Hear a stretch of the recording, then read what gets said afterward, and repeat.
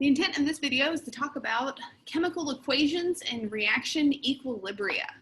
All right, so normally when we think about chemical reactions in chemistry course, you've probably been thinking them as maybe something like reactants A going to products B. So A went to B. And that's not wrong completely, but now we're learning, especially in this chapter that talks about our body, that chemical reactions can go both ways. So not only can A go to B, but B can also go back to A. And in order to demonstrate or show this, we use a different set of arrows. So we would say that A, and we use what's sometimes referred to as fishhook arrows because it looks like a fishhook. You can see that this area right here kind of looks like a fishhook.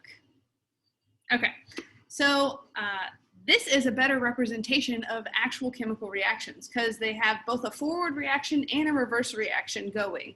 Sometimes maybe the forward reaction is really favored. And if that were the case, then we could draw our arrows to kind of show that a little bit different, where you see that my forward arrow here is a lot longer than my reverse arrow down here. Sometimes the reverse reaction is actually favored, and we could draw that with the reverse arrow being really long and the forward arrow being really short. Okay, so these are common ways that you'll see chemical reactions written, and it's to remind us that reactions in chemistry can go both ways, and especially in our body. Almost all reactions can go both ways. Okay, so keeping that in mind, we talk about something called chemical equilibrium, KEQ. So K is a constant, a rate constant K, the letter K, and let's try that again, KEQ. And EQ stands for equilibrium. So when we talk about a reaction in chemistry, and I'll just keep it simple again, and I'll just say A going to B, when the reaction is at equilibrium, that does not necessarily mean that there are equal amounts of A and B. That just means when a reaction's at equilibrium, that for every one molecule of A that converts to B, one molecule of B is going to convert back to A. And that could be a very different amount. So it's not necessarily 50-50, right? Like if I had 10 total molecules in this reaction, it's at equilibrium, it's not necessarily going to be 5 A's and 5 B's. At equilibrium, it could be 9 A's and only 1 B. So every time an A molecule turns into a B molecule, B turns back into A to maintain that ratio of 9 to 1. So KEQ is actually I was thinking I could do that. KEQ, let's turn that off, is actually a ratio of products to reactants. Sorry.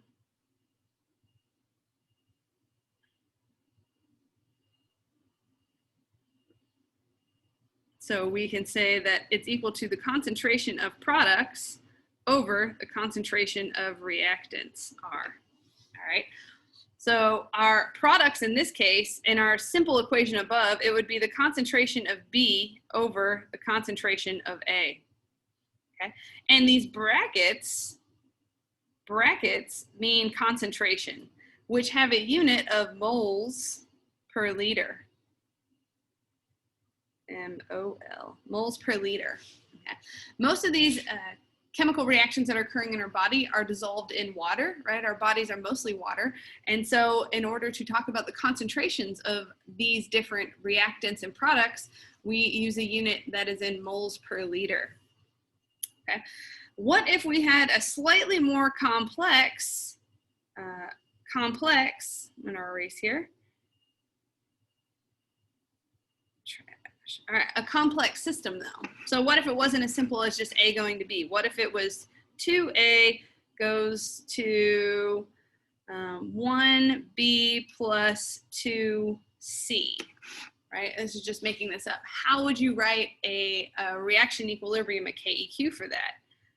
Well, remember that KEQ is products over reactants, but now what we have to worry about is these special coefficients here. So when we're writing our products, remember, so it's concentration of products over reactants. I'm just going to simplify reactant as RXT, and don't forget our brackets for concentration.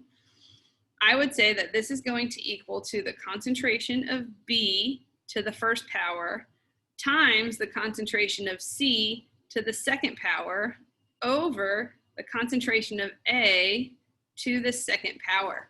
So notice how the coefficients become the superscripts, or you raise the concentration to that power. Okay. So that is essentially how you write a equilibrium reaction, a KEQ, for any given reaction you would have. Last thing I'd like to talk about is, what does the value of KEQ tell you? So remember, hitting it home, KEQ is equal to the concentration of products over the concentration of reactants. Okay. Ooh, bracket. Bracket. Ooh, reactants. Okay. So if so KEQ is going to tell us the ratio of products to reactants. If my KEQ is equal to 1, what does that tell us about the concentration of products and reactants when the chemical reaction's at equilibrium? Remember, equilibrium is for every one thing going forward, one's going to come back. If my KEQ is equal to 1, that actually tells us that at equilibrium, I do a lot of shorthands, at equilibrium, that products or reactants are not favored. So they're equal, like they're favored equally.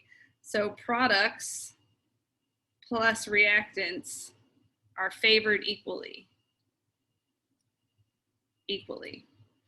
And remember, if we think back to maybe that example, if I have 10 total molecules in my reaction vessel at equilibrium, if the KEQ is equal to 1, that means that I would have 5 A's and 5 B's. It is very, very, very rare in chemistry you'll ever find a KEQ that's equal to 1. Okay? In fact, KEQs are usually really, really large numbers or really, really small numbers. And that means that those reactions are either the products are favored or the reactants are favored. So what if the KEQ is greater than the number 1? So remember that the KEQ is the amount of products over the reactants. Okay? So if it is products over reactants, if my KEQ is greater than 1, that means I have way more products than I do reactants. If we go back to our example of 10 total molecules, right, that means I could have 9 products for every 1 reactant, and that would give me a KEQ of 9. So if KEQ is greater than 1, then at equilibrium,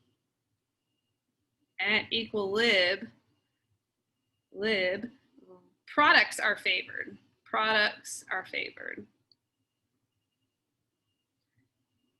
Conversely, if my KEQ is way less than the number 1, at equilibrium, my reactants are favored. At equilib, my reactants are favored.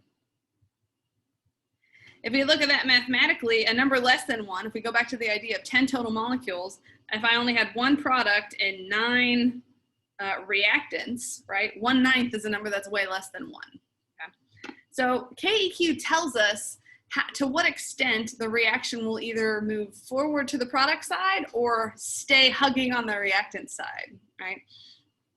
And again, if in the rare instance where you have a KEQ that's equal to 1, that means that there would be equal amounts of products and reactants at equilibrium, which almost never happens.